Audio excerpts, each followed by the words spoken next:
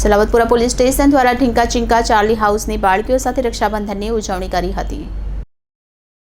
રક્ષાબંધનનો તહેવાર શ્રાવણ મહિનાની પૂનમના દિવસે મનાવવામાં આવે છે। આ તહેવાર ભાઈ બહેનને પ્રેમની દોરીમાં બાંધે છે। આ દિવસે બહેન ભાઈના માથા પર તિલક લગાવી તેને પોતાની રક્ષા માટે નાજુક દોરાનું એક બંધન બાંધે છે, જેને રાખડી કહેવાય છે। રાખડીનો સાચો અર્થ પણ એ જ થાય છે કે કોઈને પોતાની સુરક્ષા માટે બાંધી લેવો। આ દિવસે બહેનો પોતાના ભાઈને રાખડી બાંધીને પોતાના જીવનની રક્ષાની જવાબદારી સોંપી દે છે।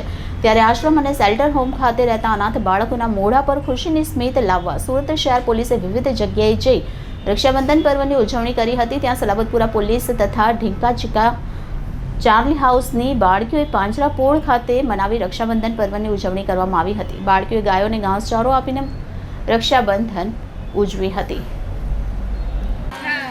ઢીંકા ચીકા ચાર્લી જે ઇન્સ્ટિટ્યૂટ છે એમાં જે દીકરીઓ રહે છે એમની સાથે અમને એક રક્ષાબંધનનો તહેવાર ઉજવવાનો મોકો મળ્યો હતો।